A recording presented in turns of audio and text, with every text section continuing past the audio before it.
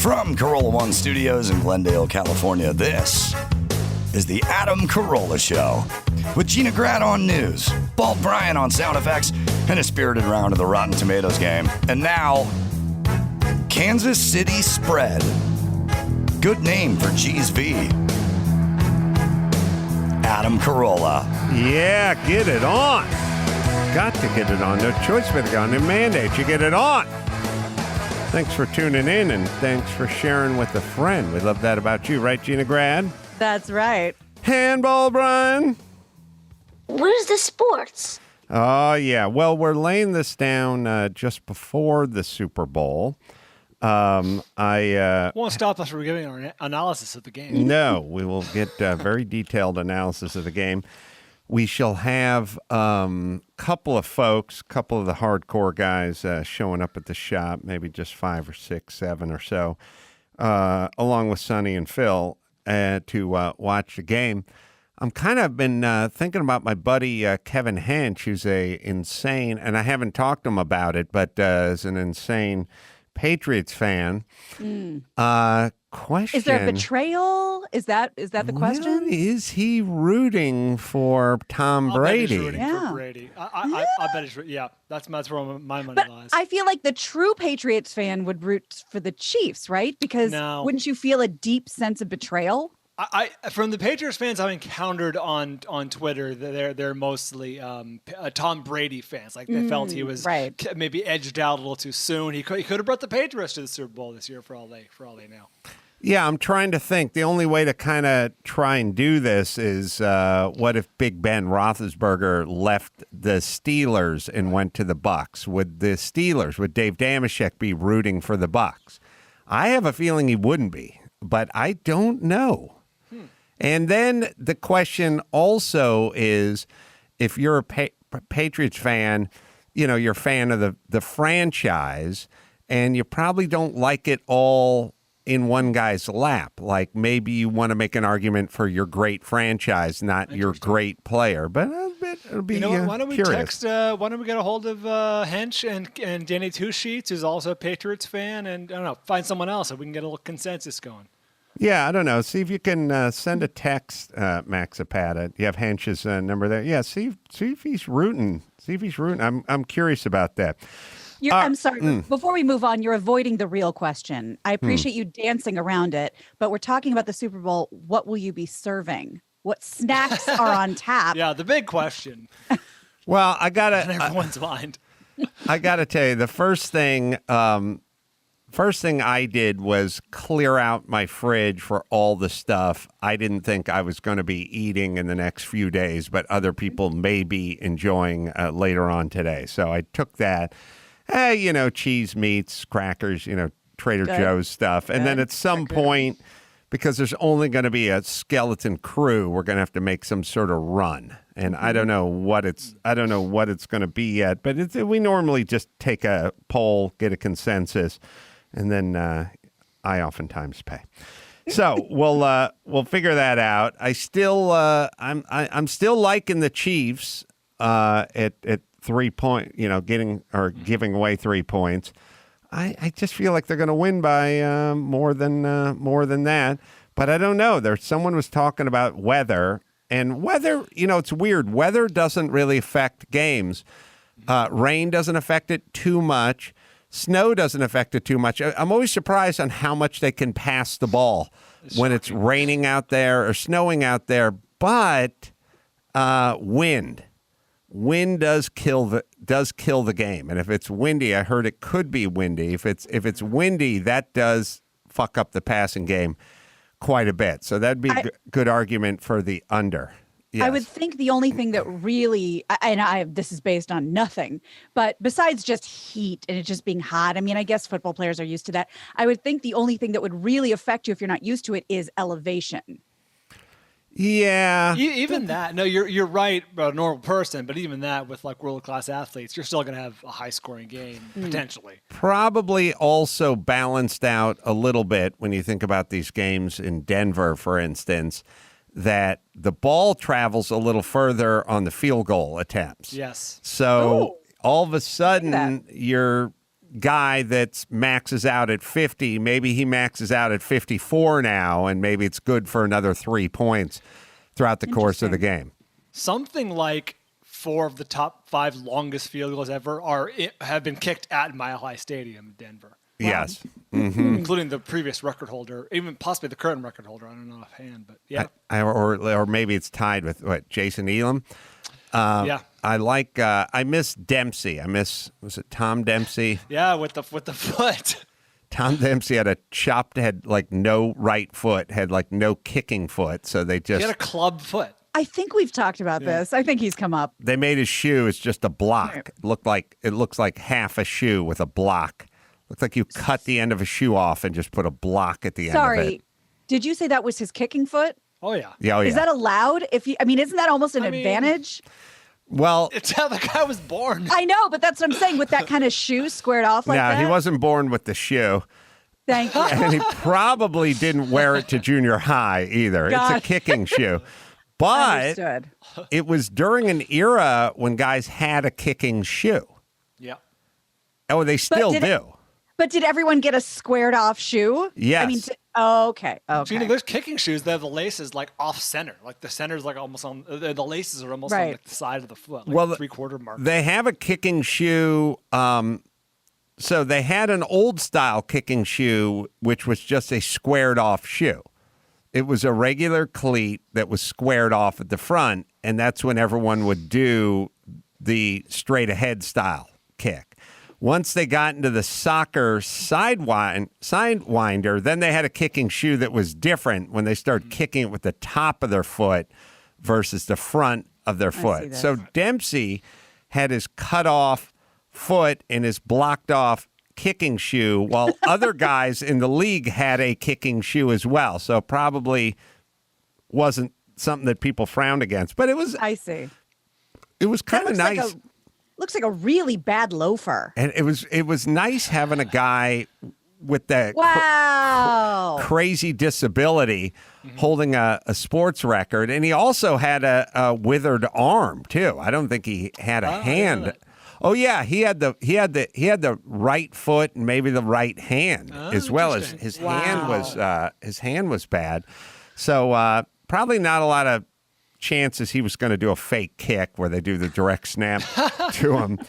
Now, so that was him, and he had the record at Philly, maybe New Orleans, but I think he had it at Philly. He was a Philly, New Orleans guy. He had it for a million years, and then it got beaten in Denver. Though you kind of wonder, should there be an asterisk next to the ones in Denver? See, his right hand was gone. Yeah. Wow. Too. I didn't know that. Oh yeah, foot and right foot, right hand, both gone. He's inspirational. Yeah, I kind of agree. No fingers on the right hand and no toes on the right foot. All right, so he had the record, blah, blah, blah. So over under is 56, 55 and a half. I think as we were talking to Brett Favre, I think taking the Chiefs, giving away the points and maybe taking the under seems like the way to go. That's a little counterintuitive to think the one team's going to win by more than a field goal and taking the under. 55 and a half's the under.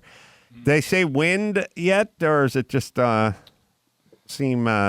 It seemed like 70 degrees, 68 degrees. Seems fine. Looks nice from what I can see. Yeah. The hourly weather looks very pleasant. Yeah, it's averaging around like 60.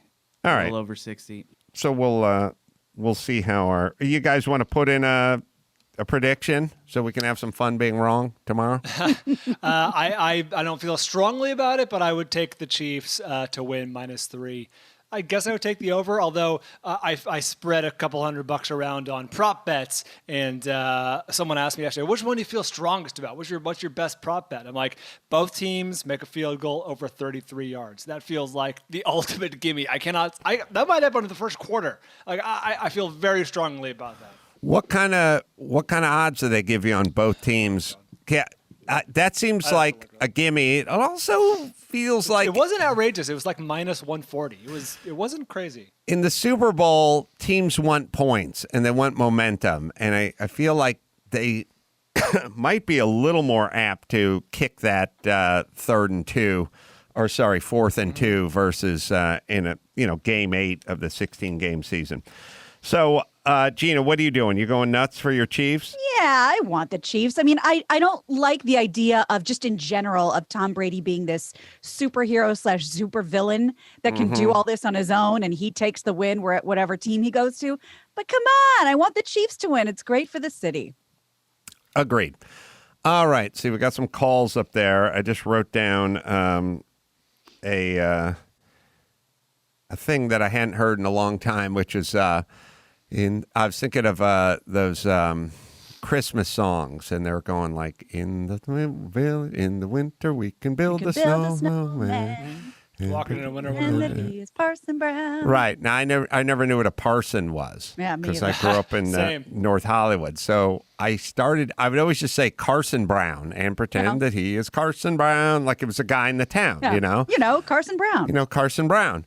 Seemed very specific. And then I heard it the other day and I realized it's Parson Brown because Carson Brown never really made sense. And then I didn't really know what a parson was, but it sounded like some religious something. So I just went and looked it up, and it's basically the priest or clergy or something. Right. So Preacher. it all works. So we got that working for us. Just a little FYI. I was watching, now I'm on to Charlie's Angels. I'm off of Love Boat. Oh, this is breaking. I'm on to Charlie's Angels. First things first, those women, Charlie's Angels, were exquisitely skinny. All of them were crazy skinny. Like they're wearing tight pants with the belt cinched up, and they're nothing. There's no waist. There's no butt. Yeah. I mean, they are exquisitely thin. Forgot how skinny everyone was in the 70s. Especially the one with the no-nonsense haircut. What was her name? Sabrina. Sabrina was Kate Jackson. Kate Jackson. Right, Kate Jackson. Right. Who Minus 140 on those dual field goal odds, which feels low. Also, longest field goal over 47.5. Someone's going to kick a long field goal at some point, maybe to end the half or something. That's a gimme. These guys are, everyone's good from 50 plus, which used to be unthinkable when we were growing up. 50 was like, oh my God, they're trying it from 50. 50-yarder, forget it. Yeah. I'm always surprised that Janikowski of the Raiders and then the Seahawks, I guess, doesn't have the record because that guy could kick it. He could kick a 70-yard field goal. They just didn't do it. I figured they would have done it once for novelty in a blowout. You know what I mean? Like, let's get the guy from 75, see if we can get the record, put it out of reach. The thing that always strikes me in sports is, if the Raiders or the Seahawks or whatever team Janikowski's on, and it's game 15 and you guys are 5-10 and you're going into the second half, or you're winding up for, just line up for a 67-yarder. Like, see if you can give the guy the record, or take a delay of game penalty if it was going to be a 62-yarder, and see if you can get the guy the record. They would never do that. That would go a long way with your players too. Like the players would be like, "Yeah, this coach is looking out for us, even though he sucks. He's 5-10." I think Janikowski probably got Me Too'd before it was in vogue too. He was like a college Me Too'er. He led a life. Gina, do you remember the stories about Sebastian Janikowski in college? Like the only reason you would remember. No, I'm looking at Charlie's Angels right now. He was this crazy kicker at Florida State when they were really good and crazy and wild, and he would like pass out on the floor of a club, be like the day before a game because he drugged himself. Oh, good. He seems fun. The great thing, the Charlie's Angels episode I was watching last night made perfect sense. They were going out to be cheerleaders. They're trying out for the cheerleader team. Sweeps for the for the Rams, or what would have been the Rams, but it wasn't the Rams because they couldn't clear the Rams. Some knockoff. But they'd always give them an assignment. They had to be cheerleaders, and they somehow. They all tried out to be professional cheerleaders and all made the team, and it wasn't even cooked. Like, they didn't even have one of their own guys on the inside deciding on whether they made the team or not.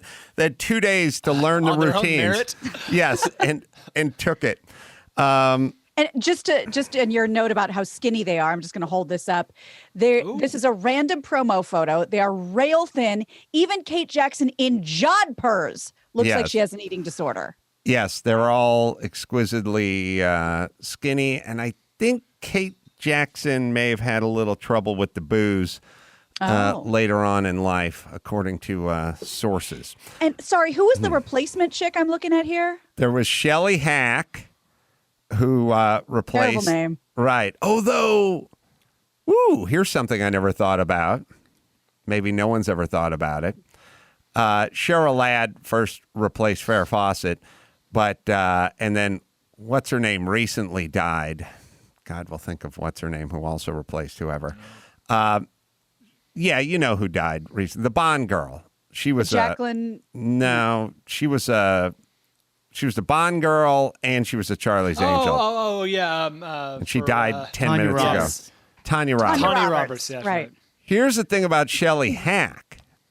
Shelley Hack became one of Charlie's Angels, but her claim to fame before that, I do believe, Max Zapata, was as Charlie Girl, the perfume, kind of young, kind of wow. Charlie, kind of hip, kind of now. Charlie, the kind of fragrance that's here to stay. And they call. So she makes her bones as the Charlie Girl and then joins Charlie's Angels. I don't know if that Stunt helped. costume. Yeah. God. Is there anyone more fresh-faced on the planet than Shelley Hack? Oh, she was hot. And I also saw her on a Love Boat, too, so it kind of crosses over. She has a very Sybil Shepherd thing going on. Yes, they do I used to watch those. They used to do a lot of commercials for women's fragrances that were like, here's the kind of person they are. There's a lifestyle brand. Yes. And What's that about you? Oh, she beat out Michelle Pfeiffer. Wow. And Barbara Bach, who's Daisy Duke for the role, so says What a Max. casting section. I know. Best day of your life, that callback. Yeah, there was, I used to watch all those commercials where there'd be for the fragrance. And there was the Charlie one where she was like kind of young and kind of wow. And she was walking into the Manhattan Jazz Club and everyone was noticing her. And she's always going through her journey. And at the very end, there's a hot dude waiting for her at the end of the journey. Yeah. But there was also, and they were so bouncy and so effervescent and so great looking. And then it's, picture my mom locked in a room yelling freak out on a mattress on the floor with her two-tone gray hair. And then, but there was also one called Anjali. Remember that one? Oh, yeah. European. Oh, Anjali. Anjali was, I can bring home the bacon, fried up in a pan, and never let you forget your man, 'cause I'm a woman. Anjali. Oh, yeah. They used to take. You're a homo. I had nothing to do but sit home and watch a black and white TV set. Evidently, you don't have to explain this. Yeah. And Anjali spelled Enjoli. Anjali. Anjali was hot, and is that a word? there was I don't know. There was that one, and then there was the figurines dive bar one, which was for the jazz standard Tangerine. So they evidently adopt. Figurines do a lady proud. They're the most delicious one-bite candy bar. Figurines is a good name. Figurines. I will give it up for figurines. Yeah. Figurines. Yeah, evidently these were either they were public domain or they could just get them cheap from the old black people that wrote them or something. But they would the blues riffs. Yeah, they would take they're Anjali and figurines. See if you can find Anjali. Anyway. What that have to do with anyway? Charlie's Angels try not to. No, Anjali first. Anjali I want to see this. Oh yeah. I can put the wash on the line, feed the kids, get dressed, pass out the kisses, and get to work by 5 and 9. 'Cause I'm a woman. Anjali. Give her Anjali, the 8-hour perfume for the 24-hour woman. I can bring home the bacon, fry it up in a pan, and never, never, never let you forget you're a man. 'Cause I'm a woman. Anjali, the 8-hour perfume for your 24-hour woman. In the long and documented history of white people stealing black people's music, that might be the low. That might be the most egregious. The nadir. Yeah. Yeah. I used to watch those commercials and just picture everyone else in my family and go, God, it's a hot chick getting up early, cooking everything up for the family, then going to work and bringing home the bacon, and then sliding into an evening gown and showing her man some proper loving that night. She can do it all. She did it all. We've gone from that to you get up. Well, there's the two types. You get up first. You go get in your nursing scrubs. You pull a 15-hour day. You pick up the Applebee's, or you don't have to do any of that because you're on your Peloton. Yeah, looking out the window. Yeah. There was a lot of, I forgot it was the 8-hour perfume, so you'd smell good. I feel like, I don't feel like it's that tall in order to reapply perfume at some point in the day. Does anyone ever went like, Chris, ask me if I can go out and have dinner tonight? Hey, can you go out and have dinner tonight? I wish. I got to reapply cologne. Oh. I got to do that thing, that tits thing, and then walk through Leap it. through it. Why do you smell so terrible here at the end of the day? What am I going to do? Reapply cologne? I guess it's the. You think anyone can pick up? Anyone can pick up that atomizer? I thought I'd save some money and go with a 4.5-hour cologne. Oh, buddy, rookie mistake. Yeah. I mean, how would I possibly reapply this cologne and meet you in several hours for dinner? And then what? Yeah. Let's say we have a long dinner. Where do I reapply? Yeah. You know what I mean? What am I supposed to do? Go out the car and go toward my forehead? Sneak off to the bathroom as though I have to go to the bathroom? Please. Yeah. You could reapply the cologne. That's the way I figure. Put the perfume on when you come home from work before you get in your silk evening gown and then head out. But it's an 8-hour perfume. They also, Gina, you'd probably be happy to hear this one. There was the 12-hour Playtex Cross Your Heart or 24-hour? I think it was the 24-hour. Oh, my. It was a 24-hour bra because that's what you want to do when you get home. Continue to wear the bra. I would argue that you don't need to wear a bra for 24 hours. That's a great argument. There's almost no scenario. Yeah, it's kind of weird. I know. I would like to meet the woman who needed the 24-hour bra and the 8-hour perfume because I feel like that is a mover and a shaker. Yeah, the Playtex 24-hour bra, I think the commercial, the chick was traveling. Was that different than the Cross Your Heart? Remember that one? The Cross Your Heart bra? I don't know if that was I think that was the Cross Your Heart bra. She was traveling. If you're walking to the airport and flying to Australia, you need this bra. Yeah, for the large majority of people that are listening that are going to be on a 17-hour flight to Malaysia later on and don't have time to go by the house and change their bra. Yeah, they had the 24-hour bra and the 8-hour. All right, you don't have to find the bra commercial. Let's see. How Hench is going to call in and we'll figure out what he thinks. Predictions. So Bryan says he's rooting for Tom. Given those two choices, I'm thinking didn't the Chiefs beat the Pats last year in the championship game, AFC? Probably. Perhaps. I think he'd rather root for his quarterback of 20 years than root for an AFC rival. And also, Brady's not a head case who was bad to the fans and got into trouble with the law and blah, blah, blah.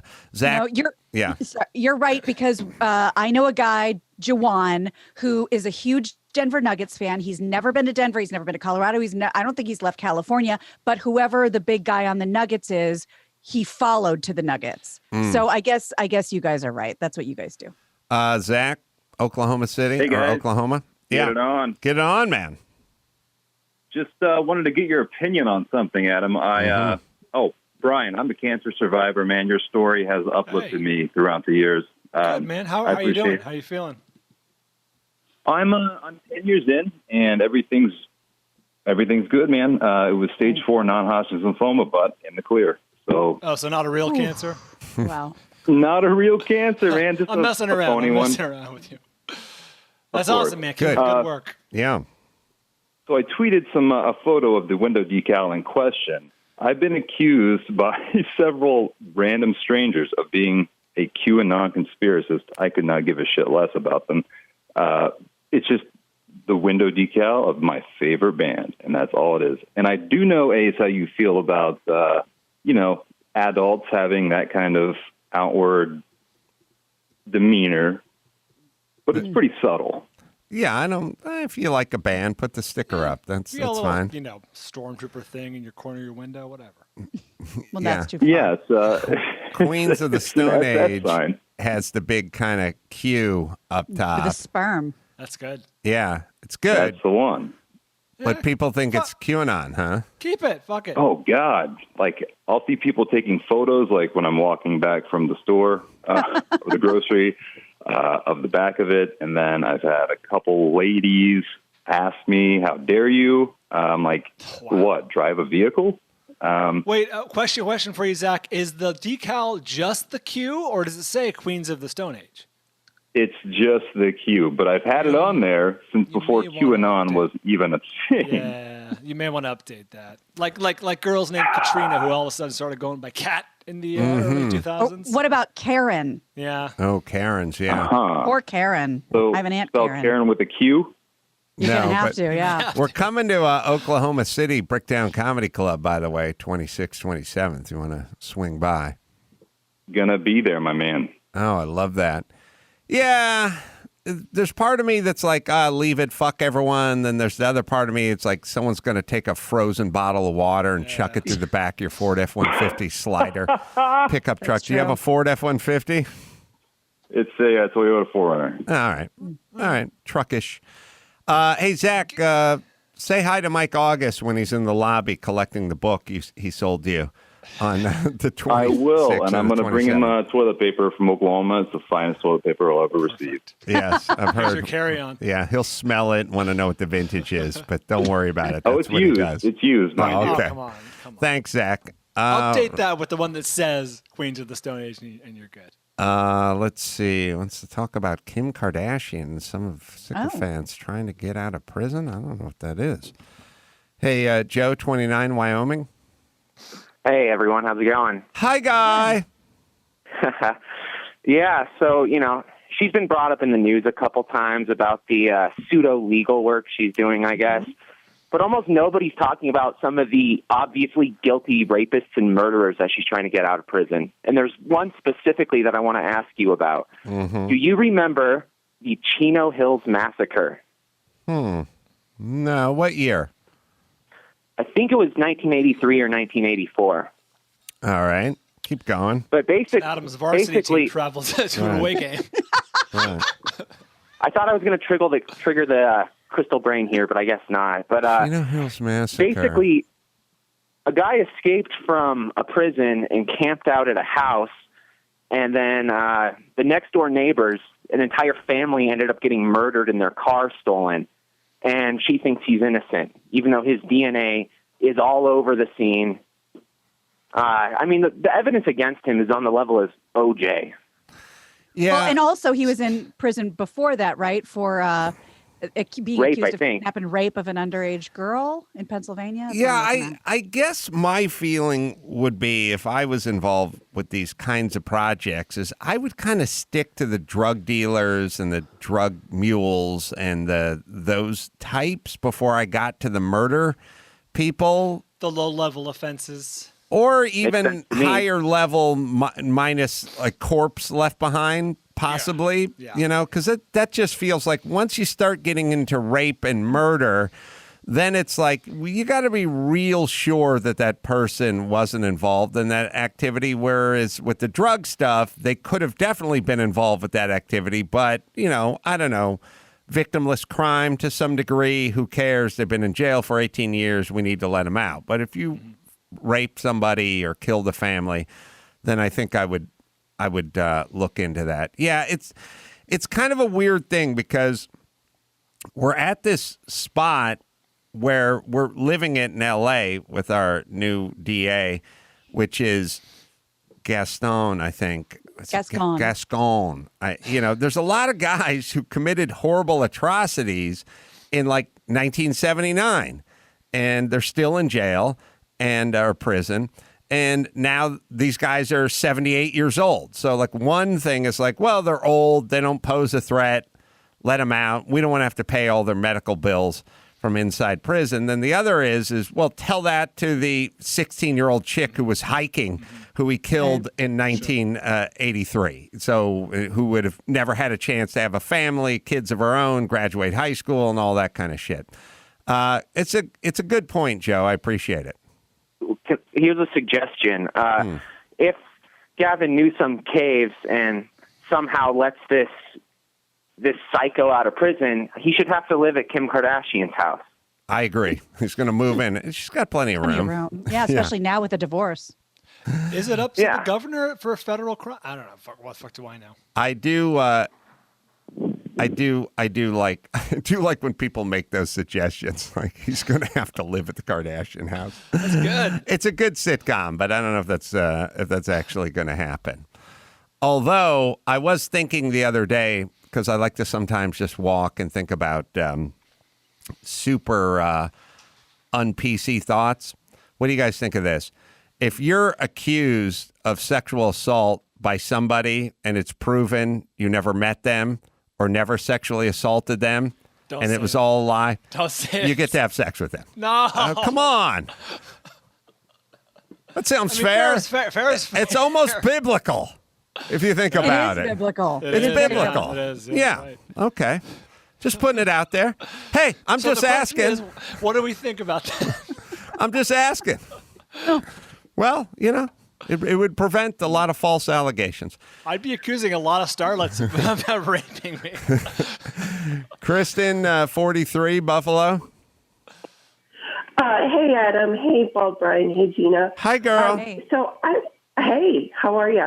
So I went to this fancy high school, but I'm just like a totally regular person. And some of the kids there had these family crests that they were so proud of, like a lion on it for bravery and the color purple for majesty. And, I was thinking about my family crest. My parents are hoarders. There would be like some clutter and a piece of pizza for all the times my mom didn't feel like cooking dinner. I'm wondering, what would the Carolla family crest look like? I was thinking like a dumpster and an army cot, like a low boy dumpster with the army cot, like sort of making a cross in it, and then maybe a tree sloth at the top.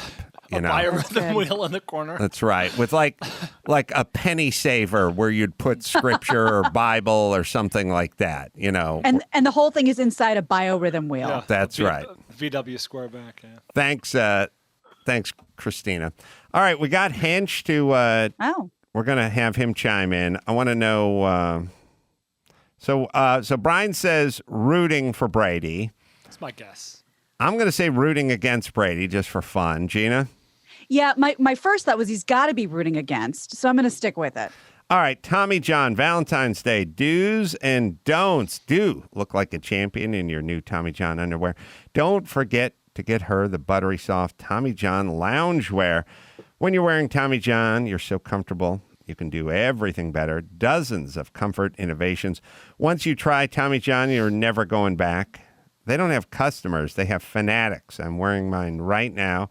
Oh, I'm wearing the T-shirt and the underwear right now. It's perfect, especially if you're working out, moving around, riding on that rowing machine. Fine. Pick up a pair and get the loungewear as well, and the pajamas. So comfortable, so soft. Oh, buttery soft. It'll be 100% success on your Valentine's Day. I can tell you that.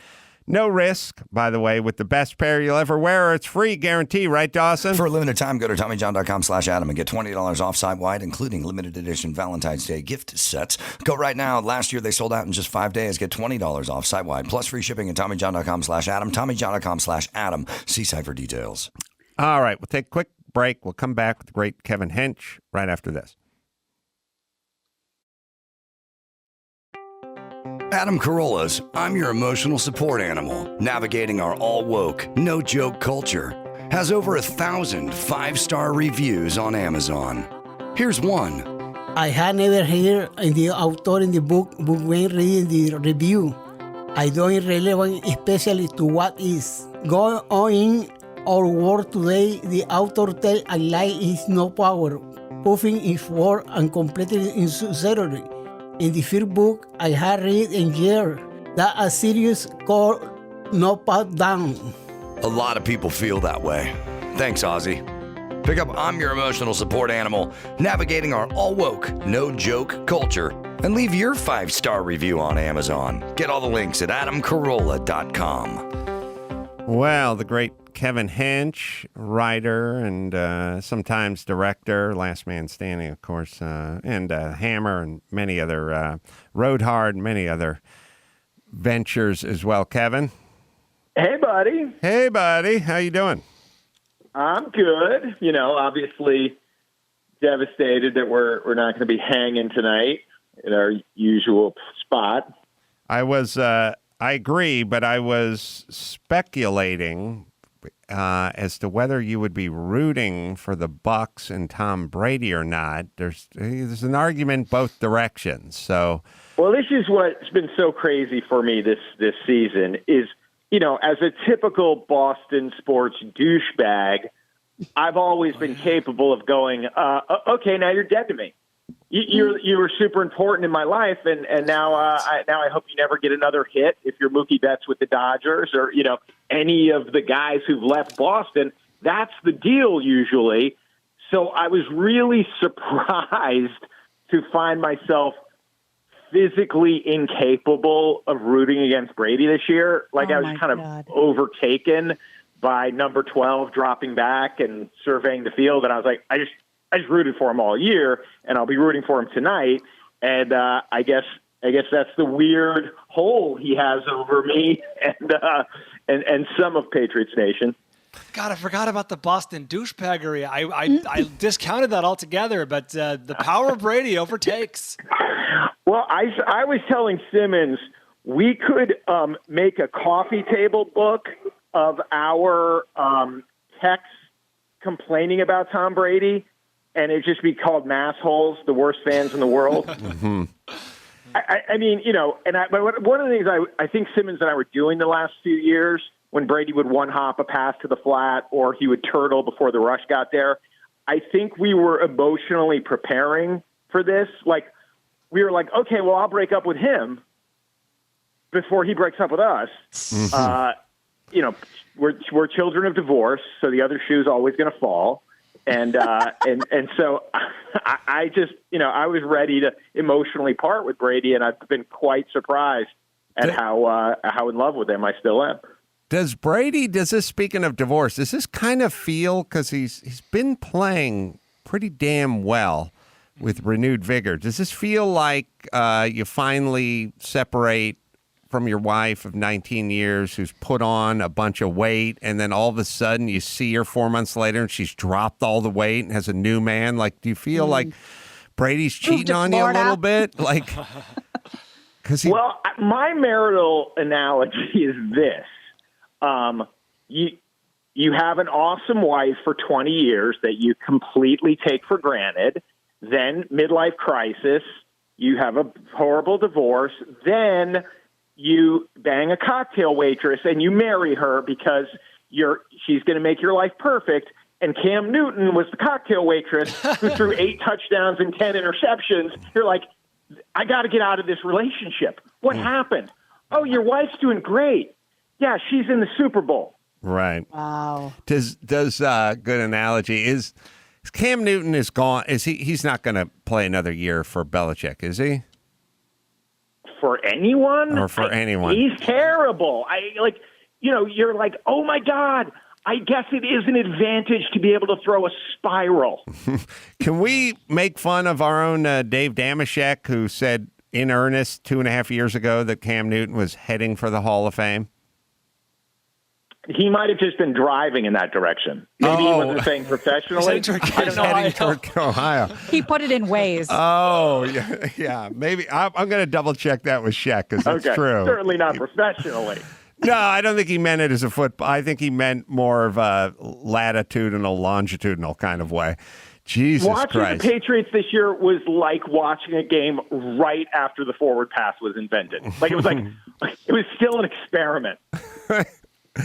So you'll be rooting for Tom and the Bucks. Involuntarily. But where drawn in by that cleft chin and those eyes. I mean, of course. What about the rest of Patriots Nation? What about Bill Simmons or Danny Two Sheets or guys like that? What about the other guys? Is it unilateral? Are we all on the same page? Well, these guys, I think they root with their wallets, right? So right. It'll depend on where they come down with their large GameStop investment on the game today. Right. But I can do both. I can bet on the Chiefs and root for Brady. Yeah, what do you think? It feels to most people like take the Chiefs and give away the points. Is that how you feel? That is how I feel, and of course I'm setting myself up to be burned, except I have the fallback of loving Tom Brady. But I do feel like in the movies, you go out to Clint Eastwood's farm and you're like, hey, old man, we need you to come into town to save the day. And then Clint cleans up the town in Unforgiven. But I feel like in real life, it's like, hey, this gunslinger's 25. Like, what? Yeah. Of course, Mahomes is better. So I do feel like if it wasn't for the Brady mystique, that line would be higher. Mm-hmm. So it does feel like a good value on the Chiefs. But believe me, I enjoy Brady being the aw shucks underdog. Is the best thing anyone can ever say about you in general, like they do with Tom Brady, which is everyone is like, the highest compliment has to be this, where everyone goes, oh, Mahomes is great. He's got Tyreek Hill and Kelsey, and oh, they can't be stopped. But I can't bet against Brady. Don't bet against Brady. Like there's one guy on the other team that everyone just says, don't bet against this guy. It's really the highest compliment, really. It's a higher compliment than them going, you're great, you're going to win, bet with you. It's, I would like to bet on the other team, except for there's you on the other team, and I can't bet against that. Well, there's obviously statistically, there's a fucking million different things that you can't believe when you look at Tom Brady's career. But the one that has been being bandied about is Steph Curry's the greatest three-point shooter of all time in NBA history. Tom Brady at the beginning of every year is going to end up with a better chance of going to the Super Bowl than Steph Curry has of making a three-point shot. Like he's above 45% in going to the Super Bowl. It's insane. 10 Super Bowls. So, a lot of people have lost a lot of money betting against Brady over the years, including me. But again, I have the emotional cushion. Is where are we at with the Last Man Standing? You guys tape your final episode? This is the last season of Last Man Standing, which we have 7 more episodes to tape. And it's this crazy thing now that we're doing, in the writer's room where, how do you end 194 episodes? Like, what's the perfect way to end any series? And so then you hear about all the anger at Seinfeld, all the debate about The Sopranos. People are furious at Game of Thrones, and it's like I'm much more generous. I'm just like, it's impossible to please everybody. Just try to be true to the series. But it's funny to be having those arguments about our show and knowing you're going to bum people out. First of all, people are bummed the show's ending. If they love it, like they're not going to be happy that it's over. So we debated Tim Allen turning the lights out at Outdoor Man, a la Sam Malone in Cheers. That got shot down quickly.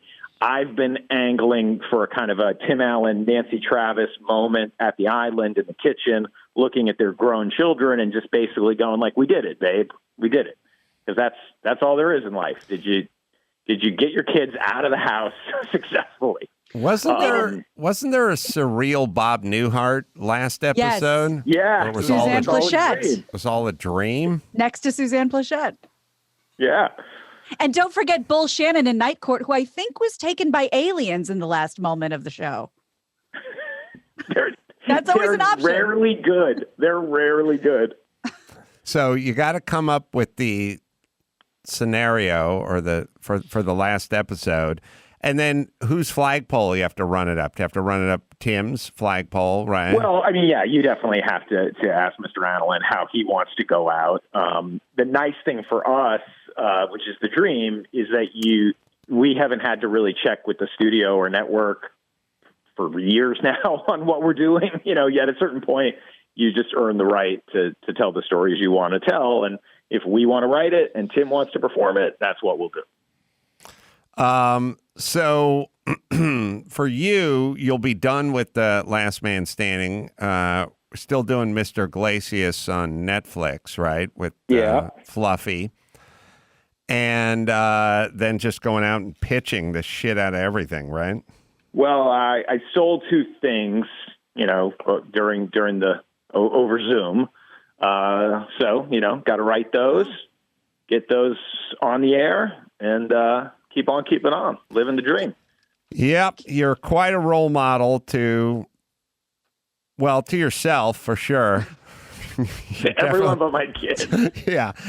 Maybe I'll tell you what, we should do some sort of role model exchange program because I don't think I'm any kind of role model to my own kids, though I should be, and I could potentially be a great role model to your kids.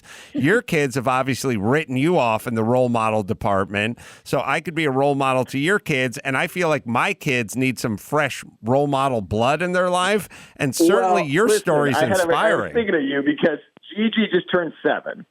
Mm-hmm. So, Heather went nuts in a good way and got her everything she wanted for her birthday. Again, all I did was pay for it. That's a 0. Yes. And then Gigi's thanking Mom and wondering what I did. I know. Well, one day when we're able to go back to Morton's and have a steak, we will revisit my money's invisible theorem and why nobody cares Gigi anymore. had the Zoom. She had Heather got her a Zoom magician so she could be on Zoom with her friends to watch the magician. And again, it was like, "What do you do, Dad?" And it's like, "I'm also magic because all of this around you just apparently happens magically." I could see the pre-Zoom call with the magician, which is, could you make your sweatpants reappear before my kids get on the blower? I know you're at home in your apartment in Van Nuys. Let's keep your roommate out of the shot. Let's do that. See if we can. I know he's getting cereal because it's 2, but could you hold off on the cereal? Could we make the sweatpants reappear? And could we see if we could get through this? How does a Zoom magician work? I'm so intrigued. This idea of party entertainers via Zoom is insane. Tell us. Pick a card. That's right. Yeah, well, and how much easier is it when the eyeballs? I mean, whenever you watch magic on TV, I mean, even like in and of itself, you're like, well, as soon as it's on TV, you know it can be cheated. Right. It's on TV. But he had good patter. He had good patter for 7-year-olds. Mm-hmm. And he, as you always say, like when you do talk show appearances, pedal that bike. Mm-hmm. Pedal. Metronome. Kept it going. He earned his money. Is there a cut rate? Do you get a break, or how does it work? Or do you have any idea what his normal rate would have been? I don't ask questions. That's true. You gotta just go out and sell shows. Go pedal that bike. All right, Last Man Standing, Thursdays, 9:30 on Fox, and you can stream full episodes on Fox.com. And Mr. Glacius, which is streaming now on Netflix. And shoot Kevin Hench a tweet on Twitter, @KevinHench. Thanks for the clarity, Hench. We appreciate it. You're welcome. I miss you, buddy. I miss you, too. All right, we'll see you soon as humanly possible. Take care, brother. Great. Enjoy the game. Okay, bye. We will. Love that guy. It was always great out pitching shows with Kevin Hench and movies and things like that because he was one of the few guys who was sort of the writer, producer, director who's actually better in the room than most of the people who spoke for a living. A lot of clarity. It's a nice value. Yes, he's a very clear thinker, that guy. I have a question, and it's very inside baseball. So if we don't want to get into it, I'll ask Kevin off the air because I'm that curious. But why is it? Because I'm hearing this more and more that if you say you want to be on staff for a particular show, so you write a spec script. you're not supposed to write a spec script for the show you want to work on, even though it would show how much of an understanding you have of their story and their characters. Do you know, is that the trend? Yeah, I don't know. And why? I know that was. Kevin could tell you if that still is the case or not. And I've seen people talk about it on Twitter. I'm like, I don't get, is it just not cool? You're telling them, look, this is how much I understand what you're going for, and I'd like to help move that story along. I think the best way to do a spec script, which is traditionally how they would read your script and say, oh, could this person write on our show? Probably the best move would be, and I don't know how you do this, but you would say to the person who is in charge of deciding what thumbs up or thumbs down on whether you enter the writer's room or not, what is your favorite sitcom? See, for me, I'd say The Love Boat. I love The Love Boat. And then you'd have to write an 80-page spec script on The Love Boat. Like, good idea. If you think about doing a spec script for a sitcom that the person reading it might not be familiar with, I don't know. It's not going to fall on deaf ears. I guess if you're doing it for your show, the show they're looking to work on, that makes sense, but maybe it's too inside. But if you could figure out what that person's favorite if they love Cheers or Bob Newhart, as we discussed, or Seinfeld or whatever, and they could hear all the voices of all their favorite characters, and they've seen every episode 10 times, The Office or whatever, and you wrote a killer version of a spec script of a sitcom that they were familiar with, that would seem like they would hire on that one. Great idea. All right, we got Rotten Tomatoes to play. Bryan has been winning, but just barely. Squeaked out a few of the last. I know, at the end, too. All right, let me hit Geico. Do you own, do you rent your home? Will you do one or the other? How about you save a bunch of money when you bundle? You take your homeowner's insurance, you bundle it up with your homeowners or renters. You bundle it with your automotive policy and save a bunch. Go to geico.com, get a quote, see just how much you could be saving when you bundle, because bundling is easy at geico.com. That is geico.com. Get to bundling and get to saving. All right, we'll take a quick break. We'll come back with the Rotten Tomatoes game right after this.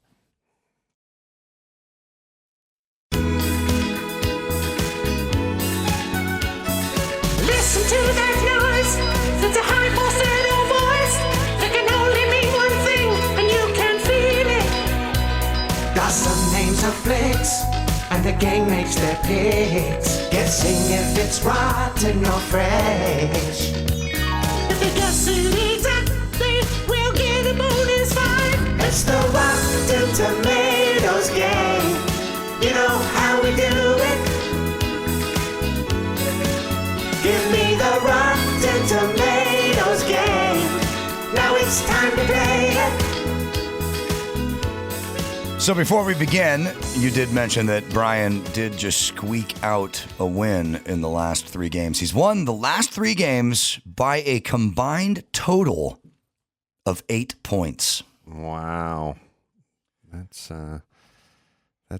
close. Let's get on to the game. We all love watching our favorite NFL players perform on the small screen, but many of them have also appeared on the big screen. So in honor of today's championship, this week we're discussing movies that feature former NFL players. Our first film was the breakout role for Jim Carrey. When the animal mascot of the Miami Dolphins is kidnapped, it's up to Ace Ventura, pet detective, to figure out what exactly happened. But things get even crazier when the Miami Dolphins players also start disappearing. Quarterback Dan Marino plays a key role in 1994's Ace Ventura, pet detective. There's a scene in this movie that would not play well today. In fact, it has turned quite a bit. Jim Carrey discovers, spoiler alert for this 1994 movie, that he has kissed a transgender woman. And he is so disgusted. He is so disgusted with himself and the idea that he has kissed a transgender woman that not only does he put a toilet plunger on his mouth in an attempt to extract whatever she has infected him with, he burns his clothes in the tub. Doesn't he go full like crying game? That's Yeah, kind of he naked he burns his clothes and then takes a rape shower for kissing a transgendered woman. Retches in the toilet uncontrollably. It's a good scene. And it's maybe even deeper because it's really just kissing a man. Like you found out that you kissed a man. Right. And for that, you must boil yourself in bezelnut jizz. Yes, simpler times. We should see that scene. All right. This was like funny and kind of innovative and showed, Jim heralded Jim Carrey's arrival. And he's talked out of his ass to Tone Loc. Yeah, such a rubber-faced, rubber-assed guy. Was it fun? Did they like it? Is it? It's nothing, but it's fun, right? Like it. Yeah. Very fun. I loved this movie when I was a kid. This is one pop of my culture touchstone. It said about what it wanted to do, but where are we at here? I say the critics they're never going to give it a high score just because that's the way they are, but they have to. No, they can't even pretend like they like it. I say, but he's so compelling. Yeah. 53. Yeah, I'm lower than that. 41. Oh, boy. I said barely fresh at 67. I would be shocked if it was fresh. Ace Ventura Pet Detective is rotten. Damn it. At 49%. All right. Next Funny, we feature... Hold on. The people have it at 57.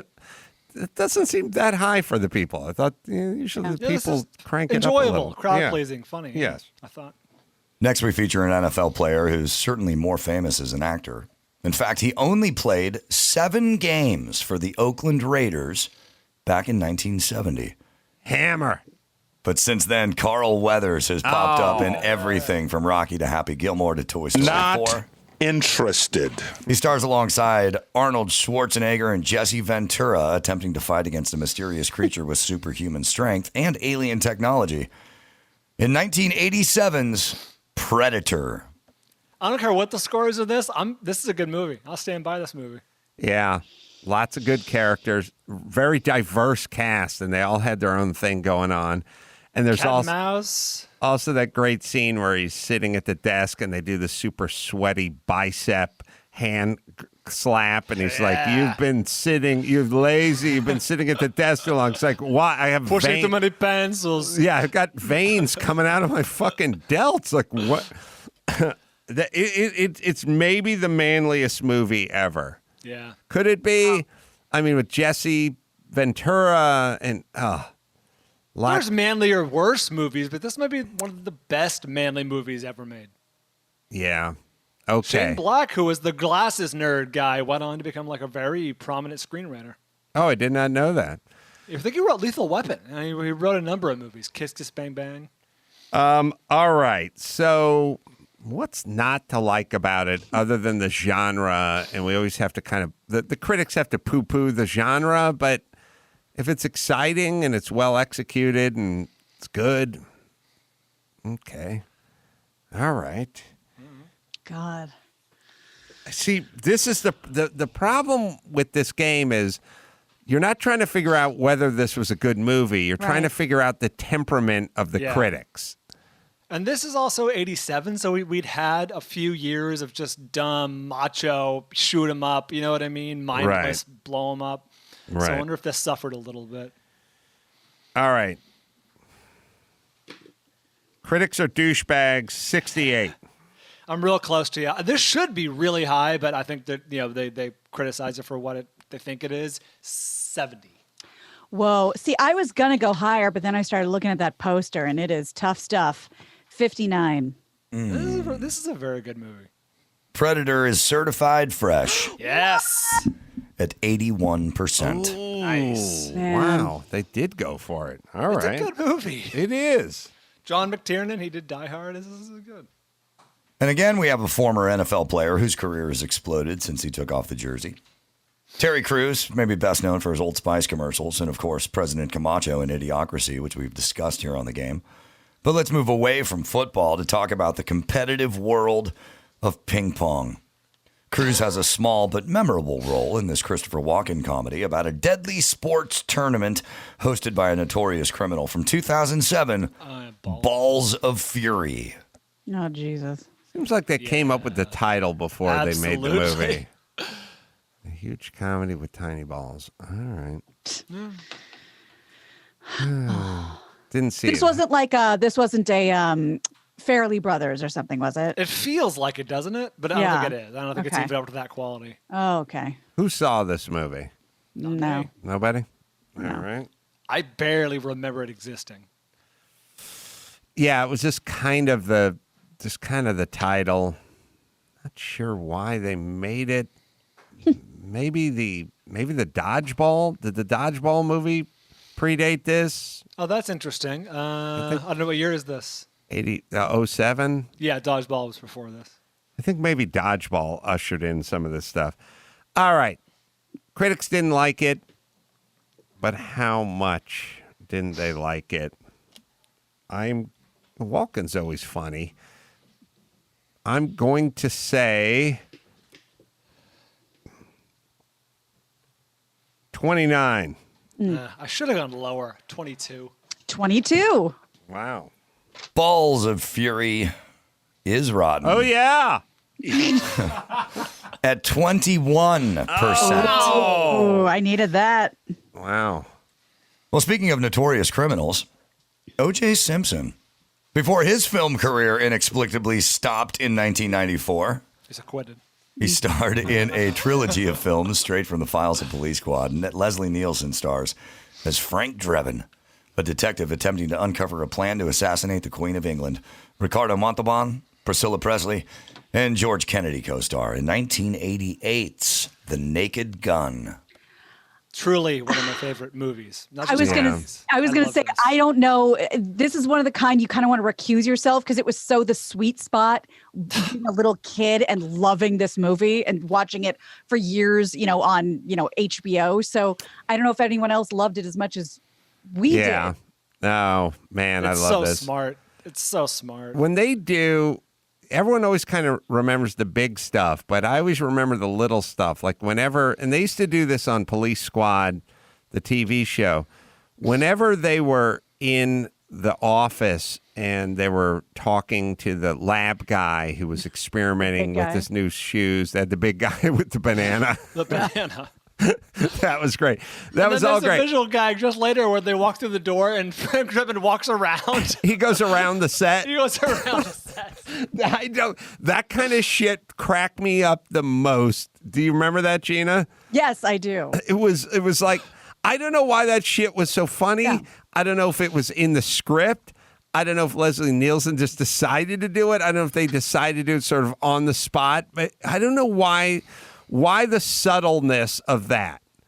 Like just that notion of because they didn't need to do it. The movie has enough jokes that simple throwaway joke is. It feels like an inside joke. Not everybody remembers it. Not everybody got it. But that's the thing. Like, how many times in the Grad family over the years we'll just look at each other and go, "Strike." Yeah, right. My God, it's the best. It's Enrico Palazzo. Yeah, we call each other Enrico Palazzo very often. I truly love this movie. All right. So a pox on the critics who are like, not funny, because it wasn't Woody Allen or Albert Brooks or something. It was an incredible recipe because the notion of taking, you guys aren't old enough to remember that Leslie Nielsen and George Kennedy and these guys, they were all the heavies. They were just the heavies. They never cracked a smile. I only knew Leslie Nielsen as a comedic actor. Yep. These guys but he's not being comedic. He's being very serious. I mean, you got to watch like Airport 1977 and see like George Kennedy is you'll laugh all the way through it, but there's no jokes, Right. Like the recipe of taking all these heavies later in their career and telling them play the stuff exactly the same as you did throughout your career when you're playing the heavy. We'll just put different words in your mouth. Say it exactly the same. God, great. Okay, so what the fuck, critics? Why isn't this 89%? But it won't be, but maybe it will be. All right. I'm going to say 78. Ooh. I was going to be contrarian and go with 87, but as soon as he said 89. 89. I hope you're right. 79. The Naked Gun is certified fresh Fuck yes, it is. at 88%. Oh, bingo. Oh, man. Good. I'm glad. Good. Yes. And finally, we have a former player and coach playing himself in a Will Ferrell comedy about youth soccer. When a team of last-place losers is once again struggling, Mike Ditka is brought in to show the kids a thing or two about sportsmanship. Co-starring Robert Duvall from 2005, Kicking and Screaming. Oh, did anyone see this? No. Parts of it. Will Ferrell's great. He was, Ditka's great. Ditka's kind of a natural, but he's just a personality. Yeah. All right, Brian's got a lead here. It's not insurmountable, but it's a lead. These movies are fun. You know, Will Ferrell's fun. Will Ferrell and Robert Duvall? This is a kid's Great movie, I cast. have to assume, right? Yeah, but it's funny. All the Will Ferrell stuff is funny. Oh God, where the hell we at? I don't know. No one's ever said to me, dude, you got to see Kicking and Screaming. But I've been burned by that strategy many times. All right, Gina, I think Brian's got a little lead here. I know. So Brian's going to have to kind of play it up the middle. We're going to have to go around the posy here. All right. I settled on a weird number that I... All right. We either have to go really low or really high. I'm going to go with an unnatural 77. We're pretty close, so I don't think it's going to make up much room. 74. Oh, really? Oh, shit. I should have went in the 30s. Yeah, I thought you were Same going to thing. go higher. I thought I was going too high. 73. I feel good about this. This could be rotten. Kicking and Screaming is rotten. Oh. At 41%. Oh, I thought Brian was going to go 50 or something, and no. I just thought as a kid's movie it had a lower bar, but obviously I was wrong. Damn, this is going to be brutal. Take that, everyone who says I cheat. It's up by 33 points. Well, first off, we have to say congratulations to Gina Grad, keeping her streak of being on the podium consecutively for months now. Third place with a score of 82. Well done. There you go. Leaving us Adam and Brian. Lots of separation between these two. That's good. The ace man coming in with 71 and good enough for second place. Brian wins with 54. That's including 33 on the last one?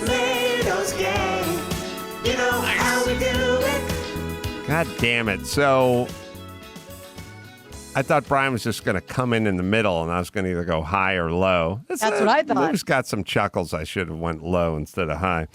I was watching Hillbilly Elegy over the weekend, which is like really? That's a cute movie. It's fine. It's not cute. I don't think they want you to call it cute. It's nice. I mean, it's Ron Howard. Amy Adams is great in it. Glenn Close is great in it. I wonder, they're both nominated, right? Are they nominated for like Golden Globes or something like that? I can verify. I only remember seeing Glenn Close. Yeah, she was great as the grandma. Amy Adams was great. It's 26% with Rotten Tomatoes, but I think it's just Whitey being poor. I don't know what Is that it? No, because we loved I don't it. know. We loved it for Florida Project. We love Whitey being poor. Yeah, if you give me 24 hours, there's an extensive list, like the Florida Project, of poor white people movies being critically acclaimed. I saw it too, Adam. I'm sorry to tell you, it's just not a very good movie. It's probably 2 stars out of 5. No, it's not. It isn't. I wouldn't call it a good movie. I don't think it's 26% though. It may be 50% or something like that. It's a percentage game for me. I think it's not gonna be worth. It's not worth 50 points. It's worth 20% or something like that. Like it shouldn't be. It's it's okay movie. It's not a very good movie. I agree, but it's still like 50% or 47%. It's not in the 20s. This seems punitive. Yeah, because there's two really. Glenn Close is nominated for supporting actress, and there's a couple of good performances in it, which is Amy Adams and Glenn Close. You're right. It's not a terrible movie, and it's certainly not the worst movie of the year. It's just below average. It's just what your percentage, your mileage may vary, of course.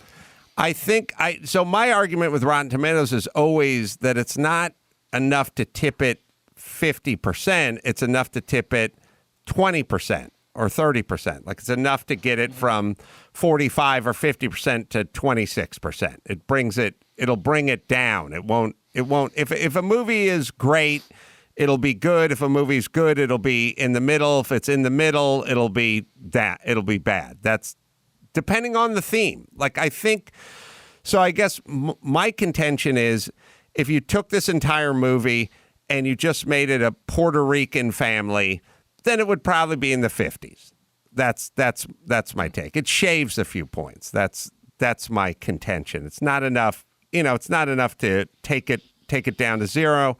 It shaves 15 or 20% off. You're right. It's well done in the sense that it's a Ron Howard movie and there's some good performances in it, but it's not. You don't need to see it. Compelling. It's part of a larger. Have you seen it, Gina? Yeah, I saw it when it came out. It's part of a larger discussion that we could have, and down the road. But think about it. When's the last time Ron Howard made a really inspired, great movie? Now, you love the movie they did, the racing movie. I thought it was okay, but that's not what I'm talking about. I'm talking about, like, when was his last Apollo 13? When was his last A Beautiful Mind? Like, he is on a streak of average to below average movies. 2 or 3 star movies out of 5 for the last 15, 20 years. I think if you go back and look at I'm just saying, I don't think he's the I director we agree. remember from his glory days. Wow, there's movies recently that I've never heard of. Well, That's what I'm Building saying. Paradise, Inferno, In the Heart of the Sea. Oh, in the movies Heart kinda of the came in sea. waves. Yeah, may have lost his fastball. Yeah, this wasn't a great movie by any stretch of imagination. It wasn't even good. My argument is it's not in the 20s. But then there was, I thought, God, I'm trying to think of the, what is the racing movie that you were thinking of? Driven, something? Rush. It was the Driven, that's what I was thinking of. I think if you go back and watch Rush again, I think it's better than you remember. It's a pretty good movie. I like racing, so that's me. But that was a pretty well done movie. But that movie's 10 years old now, 8 years old. Yeah, that movie goes back. 2013. 2013, so 8 years old. All right, we got Gina Grad, and we got the news, and we'll do that right after this. Give me the news with Grad, news with Gina Grad, breaking, viral, weird crime, protest, politics. Give me news with Gina Grad, stuff they saw on TMZ, Joe Biden, Kamala, beat news with Gina Grad. The news with Gina Grad. Well, we've lost another, I believe, septuagenarian, somebody that could have been on our list from our game the other week. Actor Christopher Plummer has died at the age of 91. He may be best remembered for The Sound of Music, but I mean, he worked as recently as 2019 in the hit Knives Out, which Bryan loved. I loved. Everybody thought it was great. He had an Oscar, 2 Tonys, 2 Emmys. He was born in Montreal. He started acting in English and in French, but when he got the role of Captain Von Trapp in Sound of Music, that just launched his English language career. Other notable films, The Man Who Would Be King, 12 Monkeys, A Beautiful Mind, and I'm adding in the role of J. Paul Getty because that's the most interesting because Bryan can back me up here. They recast Kevin Spacey when the movie was pretty much shot. They reshot all the scenes. Yep. Because it was mid-scandal, Kevin Spacey, and he was really good in what was kind of an average movie. Yeah, it was all right. 3 stars maybe out of 5. But I can't even imagine. I can't imagine Kevin Spacey doing that role. That had to be Christopher Plummer. He was nominated for an Oscar, but still kind of underrated because people, showed on that movie because of the reshoots and the Kevin Spacey thing, and he was really good. Yeah. Do we need to do that? I mean, do we need to reshoot somebody? No. It seems weird to me. It's called acting. You know, and also you're playing who, J. Paul Getty? Mm-hmm. Like you're playing somebody who's dead. Yeah. You're not that person. And wasn't a great guy to begin with? Not a notable teddy bear. Yeah. But I mean, like, if you do a heterosexual love scene and we find out later you're gay, do we have to like reshoot it because you're not really heterosexual? Like, it's acting. It's just acting. Let him act. Oh, there's how many examples are there at this point for people getting, pressured into turning down roles because they play, another gender or another whatever. I mean, remember, like how wonderful, God, was it Felicity Huffman in Transamerica? And movies like that, and What's Eating Gilbert Grape, and all these movies, they cannot, they will not be made right now. I mean, obviously, it's a bigger acting stretch to play something you're not. You know what I mean? So you could appreciate the effort more or the ability more if you're playing someone who's not. I don't know. It's a weird, dangerous path where we take acting, by definition, acting is playing a role, pretending, and we decide that person has to mirror or reflect this in their real life. It's kind of a weird conceit. I think we should all draw the line at blackface or yellow face. Like, okay, that's not acceptable, but you're pretending, you're make believe as for a living. Tell C. Thomas Howell that. But even Soul Man, but. Aren't we all glad Robert Downey Jr. was in Tropic Thunder? Like, didn't that make that much more interesting? It was that much more interesting, right? If it's satire, then everything's on the table as far as I'm concerned. Should be, yes. Well, some sad news coming out of Kansas City, not necessarily Super Bowl related, but a 5-year-old remains in critical condition, at least as of Saturday night, in the wake of this multi-vehicle crash involving Kansas City Chiefs assistant coach Britt Reid, the son of Andy Reid, head coach. And this is a bad one. So here's what happened. Britt was involved in a crash Thursday night that sent 2 kids to the hospital. According to the police department, 3 vehicles were involved in the crash, which happened on, getting on the 435 for all you Midwesterners. So here's how it went down. Police said a Chevrolet Impala was disabled on the ramp. The driver called family for assistance. His family members arrived, parked their car, a Chevy Traverse, just south of the disabled car. Then the Dodge Ram that Reid was driving struck the vehicles. 4 and 5-year-old in the Traverse were transported to a local hospital.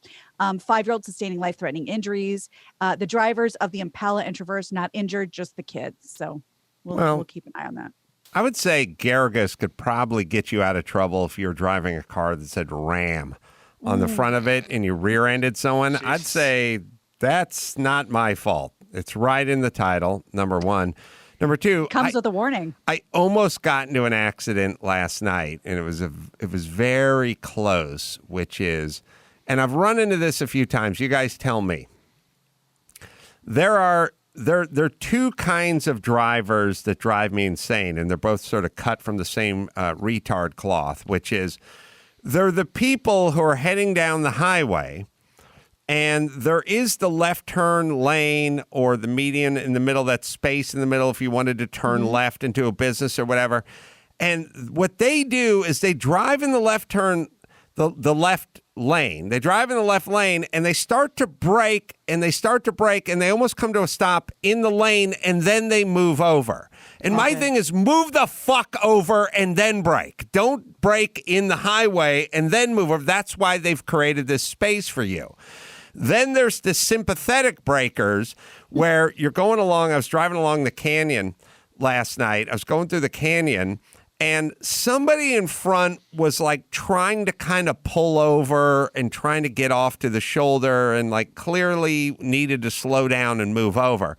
Then there's the person behind them. You tell me who these homicidal escape mental patients are, who like kind of slow down and draw in with them. Like they start slowing down and just go the fuck around. That person is slowing down and they're moving over. The last thing that person wants is for you to follow them, but they start kind of like sympathetically sort of moving over with them and slowing down. There's no traffic coming the other direction. As though an ambulance is coming behind them. They're right. slowing Just down, fucking move over. So what happens is I get into trouble. Look, if I'm just behind the guy who's slowing down and moving over to the shoulder, I'm gone. My problem is I don't want to get caught behind the pussy who's slowing down and moving over with the person who is slowing down and moving over and won't go around. When I then attempt to go around that person, now I'm going around two cars, and then at some point, that person realizes what's going on, and it's usually right when I'm going around them, and they go, oh, I don't have to stop or pull over. I guess it's like they've been mesmerized by these taillights for the last 3 miles. These hazard lights are so, blinky. Well, I'm just staring at these taillights and following this car like all the way through the canyon, and now they're moving over, and I'm going to start moving over too. And it is true, if you are racing a car, but this is under race conditions, and you got the guy in front of you like for 2 laps, at some point, if that guy just gets wide and goes off the track, you'll just follow him. You'll just go right off the track with him. It's how we're wired. Yes, you're just like, I'm on this guy's tail, and this guy's going off the track, and so am I. But anyway, first car slows down, starts to pull over the shoulder. Second asshole starts slowing down and sort of sympathetically moving over too. I do the fuck it, I'm going around. And as soon as I start going around, they wise up and pull out too. That's all right. Cars are safe today. And plus, I have a professional driver's license. So you have anti-lock brakes and everything. So, we're fine. No harm yet. No harm. No harm done. Well, staying on the NFL path, I don't know if there was actually quite a few good sketches from SNL over the weekend. But besides the game itself, people love watching the commercials. We all know that. And SNL has zeroed in on a particularly ridiculous take that many companies have on game day. And here's just about a minute from it. In this sketch, Kenan Thompson hosts as James, not that one, Brown, host the CBS pregame show panel, focuses on some kind of ads that people will see. Here's 2 examples. And to reflect the importance of this moment in history, you'll see impassioned commercials. This one almost brought me to tears. In these times, what you stand for matters more than ever. We've learned once again that freedom isn't free, but we must always strive for equality. And we must always reach for Cheez-Its. Cheez-Its, historically delicious. Historically delicious. Wow, truly inspiring. What the hell? That was a commercial for Cheez-Its? Really makes you think. Right, Boom. But look, don't worry. To balance out the so-called progressive ads, we're also wearing some with a more conservative slant, like this one. At Papa John's, we know you want real ingredients. No additives, no preservatives, and no child sex trafficking in the basement. Sorry, Democrats. You'll have to get your child sex pizza over at Hillary's Pizzeria. Papa John's. It's A-OK. Stop by with your coupon today. That's good. Funny. That's a pizza ad? Really makes you think. Yeah, it's funny. Yeah, Kenan's is becoming my favorite now on that show. Yeah, it only took 20 years. I was going to say, he's the veteran now, right? He's the Tom Brady. Gotta be. Well, he's the all-time record holder. He is. Wow. It's a good lesson for all the kids, which is he just kind of hung out for his first 11 seasons and then started to just sort of emerge, doing the Steve Harvey stuff was really funny. I mean, it just longest tenured since 2003. Nice guy. But just sort of hang out and show up. And I think so many people on SNL get pissed off when they've been around for 2 seasons and they haven't gotten in enough sketches and they go, fuck this. There's probably a bunch of guys going, I'm going to turn 26 in 9 weeks. I don't need this shit, And it's like, just fucking chill out. You blink your eyes, you'll be 30. Just hang out. How long was Tim Meadows on the show? A long time. I think the second place record holder was Daryl Hammond. I'm pretty sure. We can look that up. But. Wow.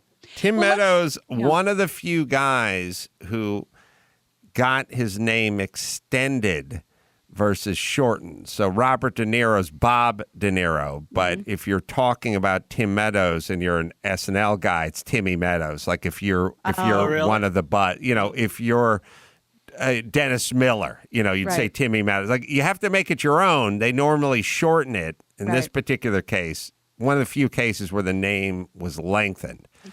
Yes, Daryl Hammond, so says Max Zapata, surpassed Timmy Meadows. And then Keenan has surpassed Daryl Hammond. Yeah. Wow. Mm-hmm. Well, let's do one more SNL sketch. And they actually did a take on Biden and Medicare and stuff. And we could play that later, but just because we were talking about that recently. But this one's more fun.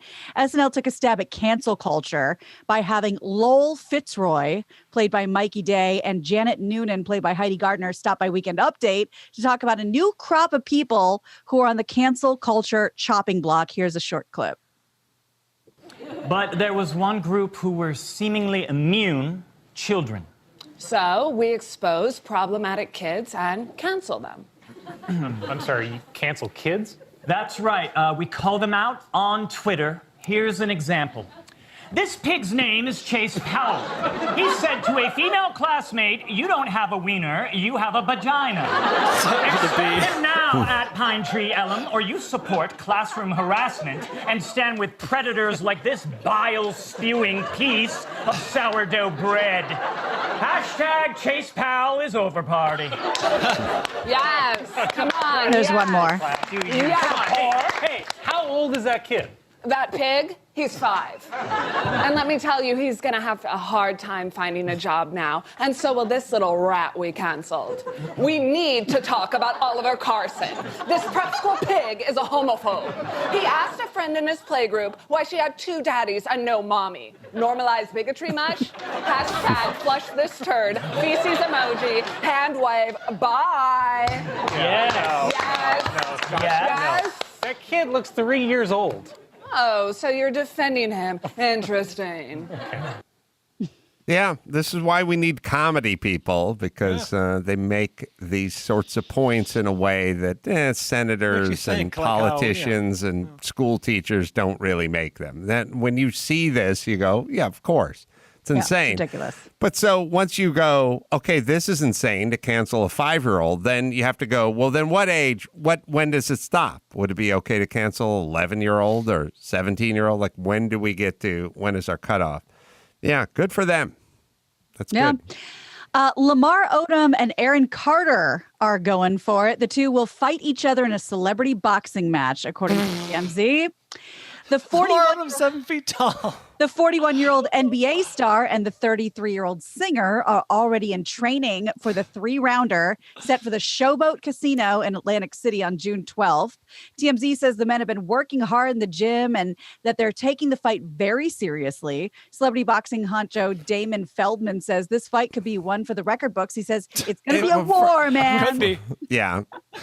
First of all, the Lamar, this, one thing when you hang around in Hollywood long enough is nobody's first choice. You know what I mean? Like somebody went to the Carter camp and did you hear Screech died? You have a new opponent. Like, I mean, this is how this shit works, right? Oh, yeah. There's nowhere. He didn't start off with Lamar Odom, did he? It's insane. Lamar Odom is 7 foot tall. Yeah, this is the Who Passed campaign. Right. And Aaron Carter, literally. Right. I think Aaron Carter has some issues, some mental health issues. Well, there's certainly tax issues when you do one of these Right. fights. There's always issues, mostly financial. Yeah. So we'll see if that actually comes to fruition. But this is like, how you talk about, like this is all becoming a circus, and like the more we go in one direction, the more we go in the other. Now we just want to see celebrities beat each other up. Now we just want to see celebrities fight for fun.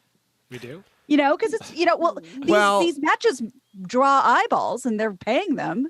There's no more decorum. There's no more rules. There's just it's all this sort of theater of the absurd. So whatever sounds insane, we'll just do it. It's kind of interesting because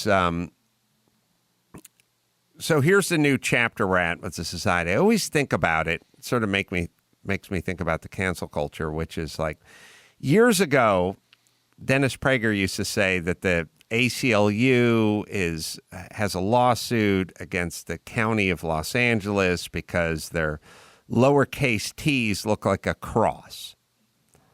And that's satire. It was a joke. It was satire, but it doesn't sound so crazy now, No, right? sadly it doesn't. It sounds kind of like I would believe that if somebody had that in an evening news, Now, it's still absurd. It doesn't make sense, but I would definitely believe that somebody has got a lawsuit out against the lowercase t for looking too much like a cross.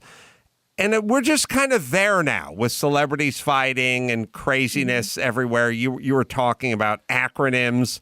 There's a war on acronyms. In worlds acronyms. where the acronym is problematic just to a small number of people, like if Dennis changed that from lawsuit to someone penned an op-ed, I'd be totally on board. Like, yeah, someone said that. Yeah. So now it's kind of on. We're just kind of living inside of a circus tent. Do you guys feel that way? Like when we were 100%. growing up, things were pretty well defined. There wasn't so much craziness politically, and then there was sports, and the sports were the sports. There wasn't this sort of freak show that's going on now.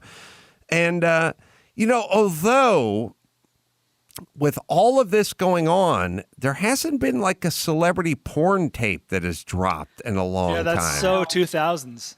Yeah. Doesn't it seem like there should be some version of that Pam Anderson, Kardashian, something?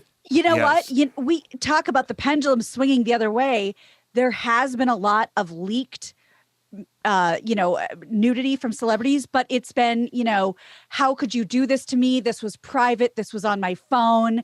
That's we've had that, but it's called, not revenge porn per se, but hackers. Mm-hmm. That's the new. Yeah, the phone was hacked. And right. All right. What else we got? Leaked. Yeah. Okay, well, since we're talking about the circus in pop culture, let's look at a rapper that you're probably not familiar with, though I could be wrong. Lil Uzi Vert. Oh, he's come on the show before. You're a big fan? Oh, yeah. He debuted a new accessory on Wednesday with a video, which I'll show you, showing off a pink diamond attached to his forehead. Oh, now, who's a big fan of Lil Uzi? Who? Lil Uzi Vert. Oh, Dawson is. Who wants to stop talking about him? I don't know. Dawson, what are you doing for the Super Bowl? Lil Uzi Vert. Wow. I know Jeff Ross was on last week, right? And then it always makes me laugh because Lil Uzi in the circus, the Jeff Ross joke, which is when I was doing the Man Show, one of the producers during the downtime would go to work on the Black Circus. And Jeff Ross would always go, the greatest show on earth. And it always makes Lil me laugh. Uzi Vert. The greatest show on earth. That's good. Just asking. All right. good. Sorry. Well, take another look at this dude. Play the footage, Caitlin, while I talk about it, because it makes your teeth hurt a little. But it looks like a body modification, like they have those like skin derma studs. Mm-hmm. But this piercing expert says it looks like what he has, we'd call a vertical bridge piercing, as in the bridge of a nose. That would be an actual piercing with a staple-shaped barbell that enters at one point, exits the other, and then the big diamond attaches to that. Now, the other news is this is allegedly a $24 million diamond, though. Lil Uzi Vert. Wow. I still feel like I have to say that with sources say. Yeah, again, old man Carolla, but when I was growing up, there was a lot of like, how are you ever going to get a job with that tattoo? How are you ever going to get a job? And now it's like, no one wants a job. So that's good, right? Or a job is getting tattoos or That's piercings. right. Yeah, one of the tattoos. One of the few times my dad ever spoke to me is when I went as Mr. T for Halloween, and then when I was done with the weekend of going for Mr. T as Halloween, and I when you've shaved your head like Mr. T, when you're done with the Halloween weekend, you have to just shave your whole head off. You have to shave the mohawk off and the side mohawk off and the beard off. Shaved it all off, and then I walked into the kitchen like on Monday morning. My dad just went, "How are you going to get a job?" That whole thing where like the whole plan was get a job. Yep. It wasn't what job are you going to get. It was a job that you're going to get. And now there's whole industries where like not having like visible tattoos a lot like makes you in the minority. I'm not talking about like rapping, of course. I'm talking about like if you want to be a chef. How many chefs do you see, at least on TV, who don't have a tattoo? They're like the rock and roll. But now they've even, I think they've changed the military guidelines, because if you couldn't recruit people with tattoos, like with visible tattoos, now you don't have a choice. Lil Uzi Vert. Yeah, everyone's got a tattoo. How about being a model with a tattoo? You couldn't be a model with a tattoo when I was young. There's no such thing as a model with a tattoo. Now models can have all the tats they want. All right, let's do one more, Gina Grad. All right. Well, this sounds like a great name for a punk band, but it's actually an item going up on auction, Hitler's toilet. So one of the Second World War's most bizarre relics, it's Hitler's toilet seat. It's going up for auction, expected to fetch around $20,000. It was... How is this verified? I'll tell you. Okay. It was looted by a U.S. soldier from the dictator's private bathroom at his retreat in the Bavarian Alps. So this guy, Ragnvald Borch, was told by senior advisors, take whatever you want, get whatever you can from this, from this bunker, which had been badly damaged by, Allied bombing. The eagle's nest? You think so? Was it that one? They didn't call it that. It just said a retreat. One of many, right? Yeah, in the Bavarian like Alps. Camp David or something. Yeah, I'm trying to think of what he had in the Alps. See if the eagle's nest was in the Bavarian Alps. But also, who the hell's in charge of appraisals? You know what I mean? Like, first off, how was your day today, honey? Shitty. Yeah. Well, you go, we have Hitler. It's like somebody works for Sotheby's, right? And so they're like, oh, we're going to put Hitler's toilet seat up. Okay. Is it padded or just straight? No, it's just a regular toilet seat. Wooden, porcelain. Got the lid attached to it or not? Yes, lid's attached. Okay. Oh, that helps a lot. Let's see. We need comps. We got Mussolini's bidet.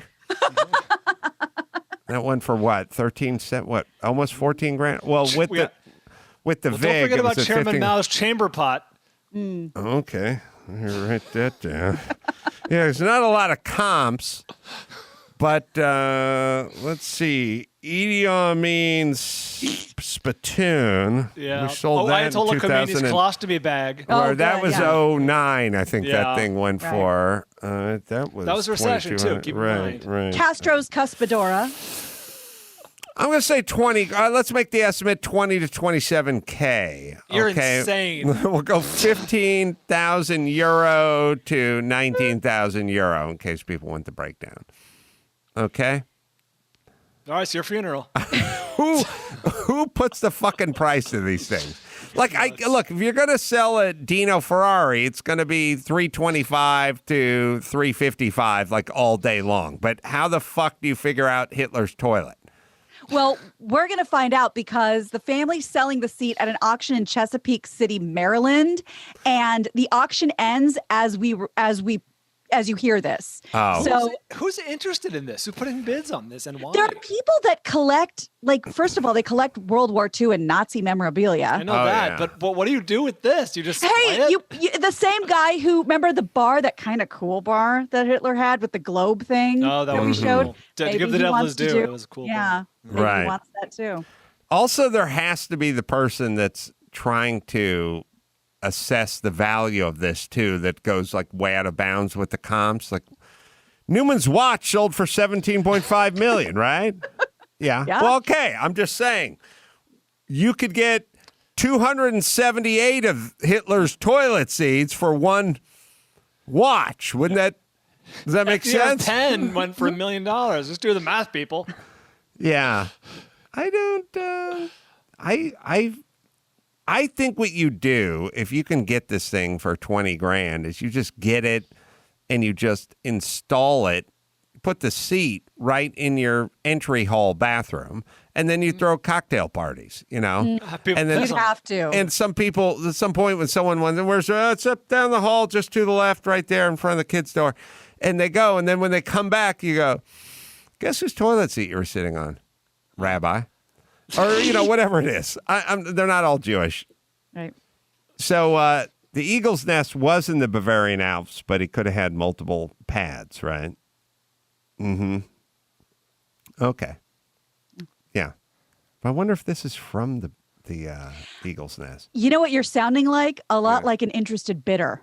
Yeah, that's the right I know. And here's the other thing, too. I love architecture and real estate so much that whenever I see one of those, like, history channels with Hitler's henchmen or whatever, they show, like, footage of him walking up and down in the eagle's nest. Like, I'm always like, that guy's a bloodthirsty. Hey, that's a cool retaining wall. Like, what? That's a sweet pad he's got up there. Yeah. Hitler's toilet notwithstanding, you're rich. Do you ever have this feeling where you're like, you hear the price of something and you're like, I could very easily afford that. Like, that could be something I could have in my home. Like, I experience that with things that are much cheaper, but it's like, I could have that if I wanted to. Not Hitler's toilet, but. Well, this is uncomfortable, but your child, Brian. Oh, my God. Yes. I You could asked. buy and sell Tessa. Take her. Let's Buy be and honest. sell. And sell. I could, but for now I'm just going to buy. I'm going to buy and abuse. That's my whole thing, not sell. It's devastating. Yes, it'll be more devastating that way. All right. So wait, this thing has already gone off, Max Zapata? As people will hear this, so it's tomorrow as we record this. So I'll have an update. Please. So it's 20's the estimate. Yeah. I just feel like that's, $20,000 for a rich guy is a big night out with bottle service. Yeah. You know what I mean? With one other person. I think you could do this. All right, let's bring it home, Gina Grad. You got it. I'm Gina Grad, and that's the news. Gina Grad. That was the news with Gina Grad. Last but not least, we got Geico. Do you own? Do you rent? Well, you do one or the other. Now you want a bundle. You take your homeowners or your renter's insurance along with your auto policy, and you put it together and you bundle. Geico, geico.com, makes it easy to get that quote. See just how much you could save when you go to geico.com. So take your homeowners or your renter's insurance, you bundle it up, you put it together with your automotive policy at geico.com. Do that today and save a bunch of dough. Oklahoma City Bricktown Comedy Club, February 26th, 27th. That would be, we'll do the live podcast early.